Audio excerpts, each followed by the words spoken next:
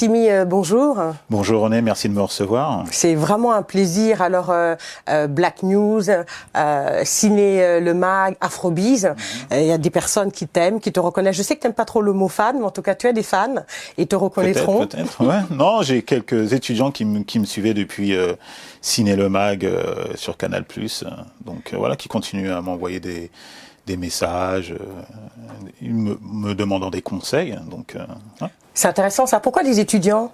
C'est une émission qui était donc Ciné Le Mag, qui était diffusée sur Canal+. On a commencé, ça a duré 2 saisons. C'était de 2018 à 2020, je crois. Ouais, saison 2019 et saison 2020.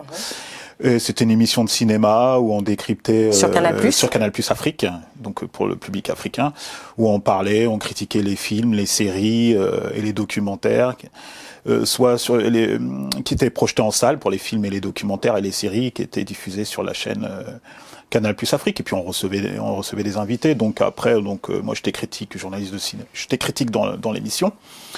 Et j'avais des séquences où je décryptais une image ou une scène d'un film. Donc c'est pour ça que après je m'apercevais sur les réseaux sociaux qu'il y avait beaucoup d'étudiants en cinéma sur le continent qui m'écoutaient, donc qui me demandaient des conseils.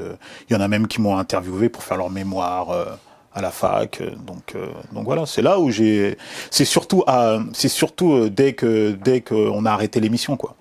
Dès que j'ai quitté la chaîne Canal+ en juillet 2020, parce que j'ai démissionné, parce qu'il y a eu une histoire où on a senti qu'on nous respectait pas. On nous respectait pas. Qu'est-ce que tu veux dire par là ? On nous respectait pas en tant que journaliste et en tant que personne qui travaillant sur la chaîne, quoi. Donc on a été censuré, donc on a demandé des explications, on les a pas eu tout de suite. Après il y a eu une grande réunion et puis avec toute l'équipe. Claire Diao, qui était la présentatrice, Hortense Saga, moi, et puis ceux qui parfois nous remplaçaient. On a tous décidé en même temps de quitter la chaîne, quoi, en fait. Donc ça arrivait en juillet 2020. Il y a eu tout un buzz médiatique autour de notre départ. Il y a eu beaucoup de presse. C'est remonté même aux propriétaires, jusqu'à Vincent Bolloré et tout, par rapport à ce qu'on a dit. Il y a eu les syndicats de la CGT, du groupe Canal+, les syndicats des journalistes qui nous ont appelés parce qu'ils voulaient une réunion. Donc ça a fait du bruit quand même. Est-ce que au-delà du bruit, est-ce que ça a fait changer les choses ? Je ne pense pas, puisque les émissions avant Canal+ Afrique tournaient les émissions en France. Maintenant ils ont délocalisé, ils tournent tout en Côte d'Ivoire, à Abidjan, en Côte d'Ivoire. Donc nos reproches étaient aussi sur les conditions de travail. Ils respectaient pas notre travail. Donc moi, quand on me manque de respect et qu'il n'y a pas de considération, donc je préfère partir. Donc j'ai démissionné. Ils ont tout fait pour me retenir aussi. En fait, ils m'ont proposé que j'aurais ma propre mission. Donc on avait des conditions. C'est un peu toujours pareil, hein, un peu divisé pour régner aussi. Hein. Exactement, on avait des conditions pour rester. Augmentation de salaire, parce qu'on était très mal rémunérés, mais nous on le faisait pour le continent, parce que c'était un plaisir. La solidarité, c'est ce qui a beaucoup surpris, y compris à la chaîne, et y compris les journalistes qui nous ont interviewés. Vous êtes restés vraiment comme un seul roc. On est restés du début à la fin, on n'a pas cédé en fait. Et on est tous partis en même temps, on a tous publié le même communiqué en même temps pour annoncer... On avait pris une conseillère en communication de crise qui nous a expliqué, qui travaillait pour les hommes politiques en France. Ah oui, vous aviez fait les choses carrées, bien comme il faut. Carré, qui nous a dit, il faut demander ça, et si vous n'avez pas ça, faites ça. Et c'est ce qu'on a fait en fait. Et puis ça a marché. Tu sais, la vie, c'est une succession de leçons. Quel enseignement tu tirais de cela ? De mon expérience à Canal+ Afrique, où le conflit de tout. Ça a été une très bonne expérience parce qu'au début je voulais pas, j'étais très hésitant à aller à Canal+ Afrique. C'est mon frère Amobé qui m'a conseillé, vas-y, tu vas savoir comment ça se passe à l'intérieur et ça peut t'apporter après parce que tu auras travaillé à Canal+ et pour ce que tu veux faire après, pour ton ambition pour le cinéma et critique, c'est important d'avoir une expérience audiovisuelle devant la caméra parce que moi j'avais toujours une expérience derrière la caméra en tant que producteur. Avec Amobé, on avait produit des documentaires, Guignol d'Abidjan, à CFI, Canal France International, avait produit une émission humoristique sur l'humour africain. Donc c'était moi qui, je travaillais derrière, donc sur la conception, notamment sur l'émission Tempo Gaga, qui s'appelait Tempo Gaga à l'époque sur Canal France International. CFI. Donc l'expérience devant la caméra, je l'avais pas en fait. Donc il m'a dit ça va t'apporter beaucoup, puis tu vas savoir comment ça fonctionne. Effectivement, quand je suis rentré à Canal+ Afrique, j'ai beaucoup observé. pour savoir comment ça fonctionnait, les interlocuteurs, tout ça. Et donc ça m'a beaucoup appris, surtout pour l'après, parce que j'avais l'image de Canal+ Afrique, puisqu'ils ont communiqué sur nous quand on a commencé. Donc on a fait des photos promotionnelles, donc tout ça. Donc j'avais une image de Canal+ Afrique qui m'a servi et qui continue à me servir en fait. Pour la crédibilité auprès de certains interlocuteurs, c'est important pour eux de savoir que ah oui, il a quand même travaillé sur Canal+ dans le groupe Canal en fait. C'est ça en fait. Et puis la solidarité, il faut passer du dire au faire. Donc il y en a beaucoup qui disent des choses mais qui après en pratique ne le font pas. Eh ben nous on l'a fait, on était solidaires. C'est ce qui a vraiment marché. On est tous partis en même temps. C'est toujours important de pouvoir se lever le matin et de se regarder dans la glace. Effectivement, moi j'ai des valeurs, j'ai des convictions, donc je ne déroge pas à la règle. Donc moi c'est le respect. Tant qu'on me respecte, si on me respecte pas, je m'en vais en fait. Et j'ai démissionné, on n'a pas touché d'argent, pas d'indemnité. Et l'émission, on est parti en plein milieu de la saison, donc à une semaine de l'enregistrement. Donc il a fallu à Canal+ qu'ils se retournent. Ils ont recruté des gens, ça a duré 4 mois derrière, 4 mois. Donc nous on est parti au mois de juillet et ils ont arrêté l'émission au mois de décembre parce qu'ils avaient un contrat avec un sponsor. Et donc il fallait qu'ils terminent la saison. Donc ils ont recruté une animatrice, des personnes, et qui ont fini la saison. Puis après ils ont arrêté. Ça s'est arrêté en décembre 2020 en fait. Ah, ça s'est carrément arrêté. Mais une émission spécifiquement cinéma, comme on avait nous, comme on a fait avec Ciné Le Mag, il y en a plus. Donc il y a plus d'émissions de cinéma qui parlent de l'actualité du cinéma africain, de sa diaspora. Il y en a plus en fait. Alors justement, on a la chance de t'avoir. Tu es l'un des rares journalistes, critiques de cinéma africain, et aussi tu as effectivement cette prédilection pour le cinéma afro-américain et africain. Tu en connais un bout. Si tu devais nous donner en 1 minute, parce que tu invites des personnes pour ces podcasts à donner des masterclass, si tu devais en 1 minute nous donner une masterclass sur le must à savoir sur le cinéma africain, les réalisateurs du moment, les films du moment. Qu'est-ce que tu dirais à quelqu'un qui part de zéro? Alors, il y a les réalisateurs et réalisatrices historiques du cinéma africain qui sont très connus, Sam Ben Ousmane, Mendondo, Souleymane Cissé, Idrissa Ouedraogo, Sarah Maldoror, chez les femmes. Voilà, ça c'est les réalisateurs historiques. Mais aujourd'hui, il y a une nouvelle génération de cinéastes africains qui osent, en racontant leurs histoires, surtout, il y en a qui sont dans le cinéma de genre, ce qu'on n'avait pas l'habitude d'avoir dans le cinéma africain. Je pense à des réalisateurs comme Jean-Luc Herbulot ou Toumani Sangaré, ou Éric Lacotte, qui a fait, voilà. Et chez les femmes, il y a Mati Diop, il y a Ramata Toulaïsi. Donc voilà, quelques nouvelles générations de réalisateurs et réalisatrices africains qui osent, qui vont dans les festivals, dans les festivals internationaux, qui obtiennent des prix dans ces festivals. Donc c'est très important. Comme Mati Diop récemment. Donc voilà, c'est important. Qui concourent aussi maintenant, qui se positionnent pour concourir aux Oscars dans la catégorie meilleur film étranger. Le film de Ramata Toulaïsi, Banel et Adama, qui est un premier film sénégalais qui était en compétition officielle au Festival de Cannes. Donc ça, comme Mati Diop il y a 2 ans, je crois. Oui, il y a 2 ans. Donc ça c'est important quoi. Donc il y a une nouvelle génération de cinéastes africains et vraiment à suivre. Quels sont les espoirs que tu nourris sur ce cinéma africain? Est-ce que tu estimes que les festivals qui existent sont suffisants? Il y a le FESPACO tous les 2 ans. Il y a des nouveaux genres qui s'installent comme le Pavillon Afrique qui essaye de mettre en avant le cinéma africain pendant le Festival de Cannes. Il y a Hervé Moukoko avec sa semaine africaine. Donc il y a des tentatives, et même plus que des tentatives d'ailleurs, mais est-ce que ça semble suffisant et quels sont les espoirs que tu nourris aujourd'hui? Non, mais il faudra un petit peu plus de production. Après, c'est très compliqué au niveau du financement des films, du cinéma, des cinémas d'Afrique. Pas le cinéma africain, des cinémas d'Afrique. C'est parce que c'est Claire Diao qui m'a dit on dit pas cinéma africain, on dit des cinémas d'Afrique parce qu'il y en a plusieurs et elle a raison. C'est vrai que le cinéma de Hollywood n'est pas le même que celui d'Afrique de l'Ouest ou de l'Afrique du Sud. C'est elle qui m'a dit non, absolument. Il faut dire des cinémas d'Afrique. Donc il faut un petit peu plus de production, mais après comment rétablir un financement? Il faut que les États investissent, des mécènes aussi investissent. Donc peut-être une absence de volonté politique là. Oui, Et donc voilà, parce que ça participe au rayonnement du continent en fait. Donc chose que nos chefs d'État ne comprennent pas. C'est un soft power que les Américains ont très bien compris. C'est comme ça qu'ils dominent le monde avec la culture. Et pour le cinéma africain, il faut que ça le fasse.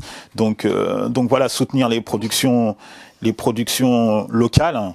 Pour aider à développer le cinéma et qui rayonne à l'étranger dans les grands festivals et dans les grandes cérémonies de récompense en fait.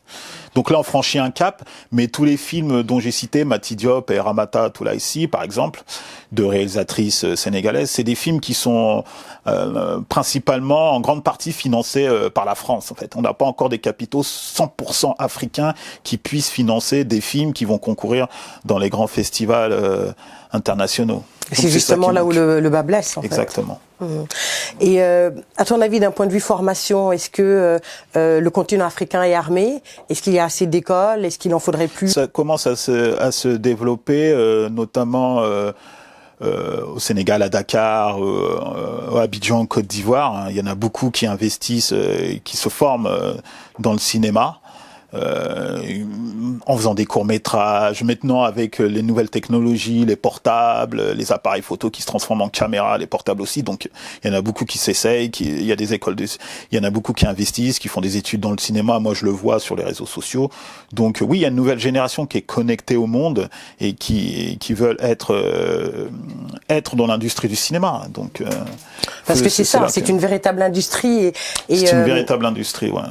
Et l'Afrique pourrait tirer son épingle du jeu largement. Exactement, puisque il y a une jeunesse africaine qui est extrêmement dynamique, mais il faut les soutenir financièrement. Comme ça va donner des très grands réalisateurs et réalisatrices, producteurs et productrices aussi. Donc, on le voit dans certains pays anglophones. Donc, il faut que l'Afrique aussi prennent le train en marche là-dessus. Ça commence petit à petit. J'ai bon espoir parce qu'il y a beaucoup de talent et on le voit chaque année par rapport aux courts-métrages et aux films qui sortent. Et Simi, quel est le film qui a provoqué chez toi un déclic? Tu es devenu un spécialiste, s'il en est, et un critique du cinéma, pas que des cinémas d'Afrique. Qu'est-ce qui a provoqué chez toi un déclic et comment tu as su que c'était dans ça que tu devais être un expert? Alors, moi, je suis plus un spécialiste du cinéma afro-américain qui a bercé mon enfance. Et le film où j'ai eu le déclic, c'est Do the Right Thing de Spike Lee, qui est sorti en 89. Mais moi, je l'ai vu 1 an et demi après. À l'époque, c'était à la cassette VHS, donc je l'ai pas vu au cinéma. C'était mon frère Amobé qui m'en avait parlé avant, parce que lui, il l'avait vu au cinéma. Il m'avait dit, c'est lui qui m'a instruit dans le cinéma, qui m'a transmis son amour du cinéma. Donc c'est le film Do the Right Thing de Spike Lee qui m'a donné envie véritablement, et aussi la culture hip-hop qui m'a donné envie, qui m'a fait intéresser au cinéma. Donc à partir de ce film-là, je suis allé voir les films dans les salles. Donc j'avais 15-16 ans quand j'allais à chaque fois. Donc je regardais j'essayais de suivre l'actualité du cinéma afro-américain parce que j'aimais ça. Mais Spike Lee m'a ouvert à d'autres cinémas et m'a ouvert sur les films de Spike Lee m'ont ouvert sur le monde. Donc je me suis intéressé à d'autres films. Donc comme dans Do the Right Thing, il parlait beaucoup de la communauté italo-américaine, donc il y avait des acteurs italo-américains dans ce film, donc ça m'a permis de m'ouvrir et de m'intéresser de plus en plus au cinéma, quoi, en fait. C'est comme ça que j'ai commencé, en fait. Le cinéma, comment tu décrirais ça? Une lumière vers le monde. Comment est-ce que j'ai grandi, ça m'a donné une ouverture sur le monde. Donc, comme je voyageais pas beaucoup, donc à travers le cinéma, ça m'a permis de connaître d'une ouverture, de m'apprendre beaucoup de choses sur le plan culturel, sur le plan de culture générale, et voilà, de développer cette capacité aussi en termes d'image, de représentation des Noirs à l'écran. Donc j'avais beaucoup étudié ça aussi, comment les Noirs étaient représentés à l'écran. Donc à l'époque, c'est une époque, fin des années 80, début des années 90, il y avait très peu de Noirs qui étaient diffusés, que ce soit à la télévision ou au cinéma. Les films africains, j'avais pas du tout accès aux films. C'est à partir au courant des années 90 que j'ai pu vraiment voir du cinéma africain. Mais sinon, avant, il n'y en avait quasiment pas dans les salles. Donc moi, j'ai été nourri et instruit par le cinéma afro-américain. Mais en voyant ces films du cinéma afro-américain où il y avait une véritable représentation de l'homme noir et dans toute sa splendeur, ou pas d'ailleurs, est-ce que c'était pour toi une frustration de savoir pendant que tu vivais en France qu'il y avait aucune représentation, ou est-ce que au contraire ça t'a donné la niaque? Non, j'avais conscience qu'il n'y avait pas de représentation il n'y avait pas de représentation de noirs sur les écrans en France et tout. Donc ça a été une motivation et ça m'a donné plus envie de faire ce métier de journaliste. Mais à la base, c'est comme j'aimais beaucoup la culture hip-hop et le visuel qu'il y avait autour de la culture hip-hop, c'est-à-dire les clips vidéo, la musique. Donc quand je suis arrivé en tant que journaliste au magazine Black News en 1995 où j'avais commencé à faire un stage, donc j'ai écrit d'abord sur la musique en fait, sur le rap, sur la soul, sur le jazz, le funk, avant d'écrire sur le cinéma, parce qu'à l'époque même pour le cinéma afro-américain il y avait très peu de films qui sortaient par un an.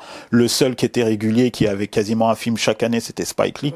Donc voilà, donc avec Spike on pouvait savoir, j'étais sûr au moins d'aller voir un film afro-américain chaque année. Après ça s'est développé un petit peu plus quand il y a eu l'arrivée de John Singleton et d'une dizaine de réalisateurs au début des années 90. Mais sinon oui, sinon c'est par ce biais-là. Au début, j'écrivais sur la musique et ensuite, après, au fur et à mesure que le cinéma afro-américain s'est développé, il y a eu de plus en plus de films. J'ai commencé à écrire véritablement aux alentours des années 2000. Mmh. D'accord. Et cette passion continue à t'animer. Tu crées aussi Ciné Club Afro, je crois, il y a à peu près 4 ans. Quelle est l'ambition ? En mars 2021. Quelle est l'ambition ? J'ai créé Ciné Club Afro avec un autre journaliste qui s'appelle Samba Doucouré, qui est journaliste. Lui, il travaille pour Africulture. Donc c'est parce qu'il me remplaçait aussi de temps en temps dans l'émission Ciné Le Mag de Canal Plus Afrique. Donc une fois qu'on a quitté Ciné Le Mag sur Canal Plus Afrique, c'était à la fin du premier confinement. Je devais enchaîner sur des conférences sur le cinéma afro-américain, mais après il y a eu le deuxième confinement qui arrivait fin octobre, début novembre. Et après, on a discuté avec Samba, puis on a décidé en attendant quand on était pendant le deuxième confinement, en attendant qu'on sorte de ce deuxième confinement-là, on a décidé de créer le Ciné Club Afro, qui était sur une application qui avait fait un énorme buzz dans les médias, qui s'appelait Clubhouse. C'est une application audio, donc qui a été créée vraiment et qui a vraiment explosé durant le deuxième confinement. Et donc on a créé ça sur le Clubhouse. On y est toujours d'ailleurs. Ce qui nous permet, au début, c'était des discussions qu'on faisait sur des contenus de programmes, en attendant que la fin du deuxième confinement. Donc on discutait des contenus, de films, de séries et de documentaires qui étaient sur les plateformes. Donc au début, on a un public de 9 personnes et puis il grandit. Et le changement, c'est véritablement, quand on a décidé d'en faire une émission, c'est au mois d'avril-mai, parce qu'on a décidé d'avoir un premier invité pour qu'on vienne discuter cinéma. Et la première invitée, c'est Aïssa Maïga, et on voit qu'on a plus de 300 personnes qui se connectent en même temps pour écouter. Et là, j'ai compris qu'il y avait quelque chose à faire. Et après, des gens qui ont pas pu écouter l'émission, parce qu'à l'époque, on pouvait pas l'enregistrer, ont eu vent de ce qu'on avait fait. Donc ils disent oui, donc ils disent ah ouais, vous avez reçu ça. Et on a compris qu'il y avait une demande. Il y avait une demande, une attente. Donc après, on a structuré, on a fait une véritable émission, on a structuré, et à partir de septembre 2021, on a fait l'émission, on l'a enregistrée, toujours sur Clubhouse, parce que c'est une émission interactive où on fait participer le public peut poser des questions à nos invités. Donc c'est à partir de septembre 2021 qu'on l'a structuré, qu'on a enregistré, et qu'on l'a mis par la suite en podcast, en fait, sur toutes les plateformes des podcasts. Donc ça fait c'est la 4e saison qu'on a repris en septembre. Puis avec des invités, tu as parlé d'Aïssa Maïga, il y a aussi Oziane Falsi avec une masterclass. Qu'est-ce que tu retiens d'elle? Est-ce que tu as l'air d'être, comme nous tous d'ailleurs, un véritable fan de cette grande dame? Oziane Falsi, je la connais depuis un petit peu plus de 20 ans. C'était une amie proche d'Amobé, donc par ce biais-là, il me l'a présenté, je l'ai rencontré, j'avais fait une interview d'elle pour Afrobiz, mais l'interview n'était pas sortie parce qu'on devait faire un numéro spécial cinéma dans Afrobiz, mais on a arrêté juste avant que le numéro sorte. Donc c'est quelqu'un dont je suis proche, donc c'est quelqu'un qui s'exprime très peu dans les médias. Et quand je lui avais demandé pour faire la masterclass, elle m'a dit oui, je vais le faire aussi pour hommage à Amobé, donc je vais te faire la masterclass. Donc on a fait 1h40 avec elle. Et qu'est-ce que tu retiens de cette masterclass, s'il fallait retenir une phrase? C'est quelqu'un de... intransigeante, sans concession en fait. Et ça se retranscrit dans la masterclass. Je retiens ça d'elle. Et de le bonheur des gens qui ont pu lui parler, quoi, en fait. Quand on a fait la masterclass, parce que le public pouvait. Et qu'est-ce qu'elle vous a dit? Une masterclass, c'est pour transmettre? Ouais, c'est transmettre des connaissances, des savoirs. Et non, elle nous a dit que il faut beaucoup de travail, beaucoup persévérer, la persévérance. Et le travail, ça paye toujours. Mais moi, c'est pas ça que je retiens d'elle. Moi, c'est véritablement son parcours. Hein. Parce que c'est la première femme à avoir... Rue Cazenègre. Réalisatrice à avoir obtenu un César pour Rue Cazenègre. Donc, première femme réalisatrice et première femme noire. Première femme, je crois, même réalisatrice à avoir un film financé par un studio. Une saison blanche et sèche. Première femme à avoir fait tourner avec Marlon Brando. Elle l'avait fait sortir de sa retraite. Donc il y a beaucoup. Ouais, donc il y a beaucoup. Non, c'est une légende en fait. Même pour même aux États-Unis, pour les cinéastes afro-américains, pour les femmes afro-américaines réalisatrices, pour Ava DuVernay, pour toutes les réalisatrices, Ava DuVernay, Gina Prince Bythewood. C'est une légende de Jeanne Palcy puisque c'est une pionnière aux États-Unis pour les Afro-Américains. Donc elle a reçu il y a quelques mois un Oscar d'honneur pour l'ensemble de sa carrière. Il y avait quelques semaines le Centre Pompidou qui lui a accordé une rétrospective, un bel hommage à la France. Donc et en même temps une grande femme vraiment une femme puissante, j'ai envie de dire, une femme de pouvoir. Et quand elle a reçu l'Oscar, elle a bien dit, elle a rappelé qu'elle était réalisatrice. Exactement. Oui, elle a rappelé qu'elle était réalisatrice. Ouais. C'est dingue qu'on doive encore aujourd'hui. Elle a rappelé qu'elle était réalisatrice. Exactement. Alors, ta passion t'amène aussi à partager. On a bien compris que tu es dans la transmission. C'est pour ça que dès le début, quand tu as parlé des étudiants, c'est vraiment ce que j'ai ressenti, que tu estimais que le cinéma, c'était quelque chose comme un transmission, un partage, ça permet de construire et de déconstruire les imaginaires. C'est très important, la puissance de l'image. Comment est-ce qu'on déconstruit des imaginaires grâce au cinéma? En termes de représentation et des récits qu'on raconte, en fait. Beaucoup de gens ont des préjugés sur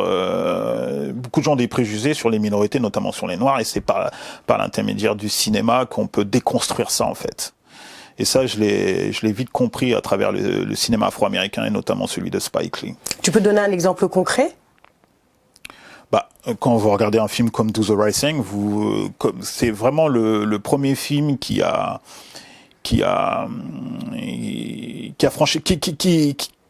met vraiment une rupture sur la représentation des Noirs, quoi, en fait. Vraiment sur le récit, sur l'image que Hollywood véhiculait les Noirs. Do the Right Thing de Spike Lee va casser ça, parce qu'en plus, il y a différentes grilles de lecture sur ce film. Il y a on peut avoir une grille de lecture politique, humoristique, voilà. Culture hip-hop, c'est ce film qui fait le lien entre la culture hip-hop véritablement et le cinéma.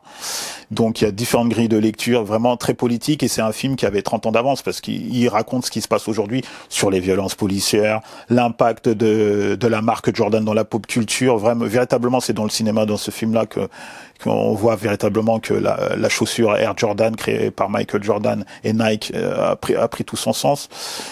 Voilà, toutes les références culturelles et politiques dans ce film-là, véritablement. Donc c'est le film vraiment qui met les bases pour un changement de la représentation des Noirs dans le cinéma contemporain. Et sans ce film-là, c'est ce que je dis à beaucoup de personnes, sans Do the Right Thing sorti en 89, il n'y a pas Black Panther de Ryan Coogler en 2018. Absolument.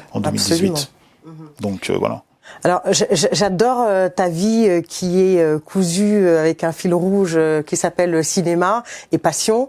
Dans ce cadre-là, vendredi 24 novembre, tu as convié les amoureux de cinéma, comme tu le fais tous les deux mois, je crois, au Centre culturel Curial dans le 19e. Ça me permet de rencontrer le public qui écoute le Ciné-Club Afro. Donc de les voir en vrai, comme on dit. Ouais, voir en vrai. Et qui te voient aussi. Voilà. Donc on organise une fois tous les 2 mois une séance du Ciné-Club Afro. dans une salle de cinéma dans un centre culturel, le Curial, dans le 19e arrondissement. Et il y a la projection du film, et puis après il y a la discussion avec le public sur le film qui est enregistré, et ça nous fait un podcast live avec le public qu'on met. Alors là, c'était le premier film de Denzel Washington. Oui, quelques mots sur ça. Qui s'appelle Antoine Fisher, c'est le premier film réalisé par Denzel Washington, qui était sorti en 2002, et qui parle de la santé mentale d'un jeune homme noir. C'est très important, puisque quand on parle de santé mentale, c'est souvent, chez les noirs, c'est souvent les femmes noires qu'on montre. Et là, c'était intéressant de voir comment l'homme noir aussi peut avoir des traumatismes et impacté par des problèmes. Donc voilà. Je trouvais que c'était très intéressant. C'est basé sur une histoire vraie, parce qu'Antoine Fisher, c'est quelqu'un qui a véritablement existé et qui a écrit un livre qui s'appelle Finding Fish, que Denzel Washington a adapté à l'écran. Et aussi, dans ce film-là, on voit l'une des premières apparitions à l'écran de Viola Davis. Donc aussi, c'est pour ça c'est intéressant. Donc la projection s'est bien passée, le public était très content. Donc voilà. Donc j'organise des séances de Ciné Club Afro sur des films qui ont été très peu vus ou pas du tout en France. Donc ça permet sur grand écran, donc ça permet de ceux qui le connaissent pas de le voir, et ceux qui ont vu mais pas forcément sur grand écran, d'avoir l'expérience du grand écran, parce que moi, rien ne remplace une salle de cinéma. Et quel est le public qui vient? Tu as dit d'abord ce sont ceux qui t'écoutent, qui écoutent ton podcast, et à quoi il ressemble ce public? Alors le public du podcast Ciné Club Afro, donc, et aussi le public des séances du Ciné Club Afro, il est principalement féminin. Ouais. Comme quoi, femmes et culture, ça va très bien ensemble. Étudiante CSP+. D'accord. Donc, principalement des femmes noires, mais pas que, mais majoritairement des femmes noires et tout. Il y a des hommes noirs qui viennent, mais majoritairement le public du Ciné Club Afro et le public qui viennent aux séances du Ciné Club Afro, c'est un public féminin noir. Bah tant mieux, ça nous fait plaisir. Tu as évoqué plusieurs fois quelqu'un qui est aussi cher à mon cœur, c'est Amobé, ton grand frère.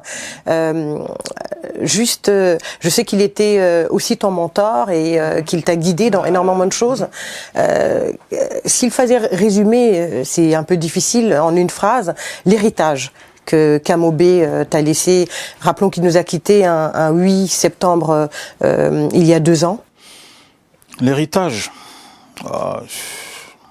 qu'est-ce que je pourrais dire? Il y aurait tellement de choses. Non, le faire perdurer déjà, faire perdurer tout ce qu'il a mis en place et tout ce qu'il a accompli. Pas laisser son nom dans l'oubli, parce que ça va très vite aujourd'hui. Donc le panafricanisme, c'était ça, il avait ça dans le sang, c'était sa vie en fait. Moi j'étais panafricaniste, mais pas dans le même sens que lui. Pourtant je serais pas ici en train de discuter avec toi si c'est lui qui m'a tout appris en fait. Je lui dois tout. La culture hip-hop, c'est lui qui me l'a transmise. Les gens ne le savent pas. C'était quelqu'un qui était féru de culture hip-hop, parce qu'on voit son côté panafricanisme, mais il a été DJ, animateur, il faisait des soirées hip-hop, il s'est mixé. Avec les salles de Paco Rabanne dans le 13e, il s'est mixé, il savait mixer, tout. C'est un amoureux du cinéma. Il a fait une école du cinéma, il avait fait un court-métrage, il avait un projet de long-métrage avec Netflix. Il avait un projet, il était en train d'écrire un livre. Il avait plein de projets. Il avait plein de projets. C'était quelqu'un de féru de projet. J'ai tout appris avec lui. Donc, talentueux. Je ne serais pas devenu journaliste sans lui, en fait. Moi, ce que je peux faire, c'est de faire perdurer son héritage. Et c'est le devoir, en fait, de pas qu'il soit dans l'oubli, même s'il y en a qui s'amusent à pas reconnaître tout ce qu'il a fait. Non, ça je ne crois pas. Donc, si, il y a certaines personnes. Amobé a laissé vraiment des traces indélébiles. Vraiment, oui, bien sûr. Vraiment. Donc ça reste toujours très difficile encore aujourd'hui. C'est difficile, mais on surmonte, on lutte. Tout se passe bien, sa famille ça va, ses enfants ça va aussi. Nous on lutte. Tout. Donc c'est le principal. Absolument, absolument. Voilà. Alors parler d'Amobé, c'est parler de cet amour pour la culture, pour le panafricanisme, et c'est vraiment parler culture. Ça nous permet d'accueillir notre chroniqueuse littéraire, Camille, qui est une fanatique et férue de lecture. Donc on va l'accueillir tout de suite.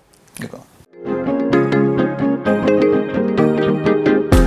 Camille qui nous fait également sur TikTok FP, la librairie de Camille, notre chroniqueuse littéraire. Bonjour Camille. Bonjour René.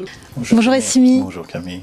J'imagine qu'un passionné de culture comme toi aime aussi lire. Oui, bien sûr. As-tu un livre de chevet en ce moment? Non, j'ai pas de livre de chevet. Moi, je suis plutôt sur des essais politiques et des biographies et tout ce qui est lié aussi au cinéma en fait. C'est ça qui me passionne le plus. Mais j'ai pas vraiment de livre de chevet. Moi, je suis pas trop dans les romans en fait. Même si j'en ai lu quelques-uns, je préfère plutôt les essais politiques et les biographies en fait des personnages culturels ou même politiques en fait. Et si tu devais emporter une de ces biographies sur une île déserte, laquelle serait-elle? Je prendrais la biographie de Quincy Jones, parce qu'il représente véritablement la musique du XXe siècle. C'est quelqu'un, il a commencé par le jazz, c'est un musicien, producteur, arrangeur de jazz. Il a commencé par le jazz. Il a travaillé avec tous les grands artistes du XXe siècle, que ce soit de jazz, Ella Fitzgerald, Duke Ellington, Count Basie. Et après, il est passé au funk, et puis il a produit les albums Thriller de Michael Jackson. Vraiment, il a traversé le siècle. Il a fait les ponts aussi avec la culture hip-hop. C'est lui qui a fait le premier album de jazz rap mélangeant Miles Davis avec des rappeurs, Sarah Vaughan, et comme je dis, Ella Fitzgerald, Herbie Hancock. Non, vraiment, la carrière, moi, c'est un livre que je conseille vraiment, l'histoire, la biographie de Quincy Jones, quoi, en fait. C'est vraiment le livre parce que ça nous permet de revivre la musique du XXe siècle à travers lui. Parce qu'il a fait même de l'opéra, il a tout fait en fait. Oui, c'est éclectique. Ouais, c'est vachement éclectique. Et parmi tous les livres que tu as lus, quels seraient les 3 que tu retiendrais particulièrement et que tu conseillerais à nos auditeurs? Alors, l'œuvre complète de Frantz Fanon. C'est très politique, hein. L'œuvre complète de Frantz Fanon. Le discours sur le colonialisme d'Aimé Césaire.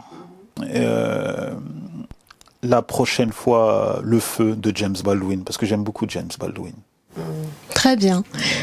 Eh bien, à présent, j'aimerais te présenter ma dernière lecture. Il s'agit de Où es-tu, monde admirable de Sally Rooney, publié aux éditions Point. Ce roman relate l'histoire de Alice, une jeune romancière, et de son amie Eileen, une critique littéraire. Il se déroule en Irlande. Et l'intrigue nous parle des échanges entre les 2 jeunes femmes qui débattent de thèmes aussi vastes que l'amour, l'amitié, la politique, le monde du travail, l'argent. Elle dénonce aussi un monde qui est devenu trop matérialiste et dépeigne les difficultés que peuvent rencontrer les jeunes gens. J'espère que tu auras envie de lire ce livre, oui, et j'ai sûr. d'ailleurs très envie de te l'offrir. Merci beaucoup. Merci. Où es-tu, monde admirable? En plus, il y a des thèmes qui m'intéressent, tout ce qui est argent, politique, travail, tout ça, donc ça m'interpelle. Merci beaucoup, Camille. Je t'en prie, merci Essimi. Merci à toi. Merci beaucoup. On va te donner le mot de la fin. À tout seigneur, tout honneur.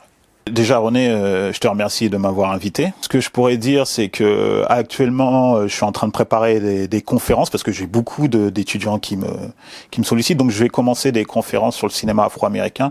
Il y a une trilogie que je suis en train de préparer. Je vais donner une première conférence au mois de janvier, le 30 janvier. Ce sera sur les hood movies, les films de banlieue.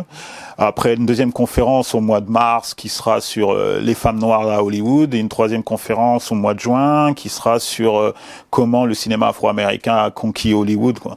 Donc voilà, des conférences qui sont ouvertes à tout le monde, au Centre Curial toujours. dans le 19e arrondissement. Je suis en train de préparer un livre aussi sur le cinéma afro-américain, et puis un documentaire dont je travaille depuis un bon moment sur un compositeur de musique de jazz qui a travaillé énormément aussi sur les films de Spike Lee, qui s'appelle Terence Blanchard. Donc ça, c'est pour mon actualité.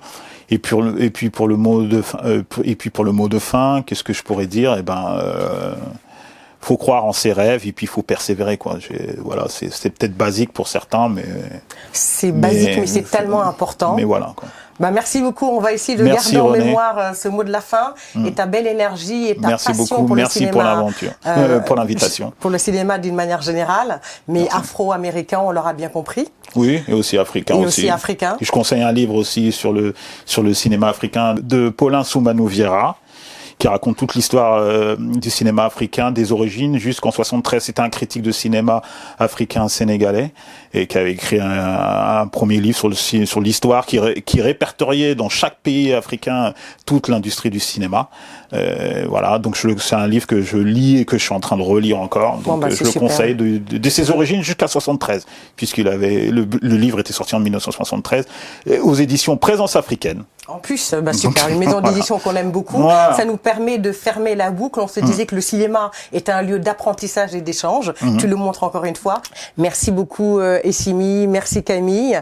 Au revoir et merci à tous. Si vous avez aimé cette émission, partagez, likez, commentez. Au revoir et à bientôt.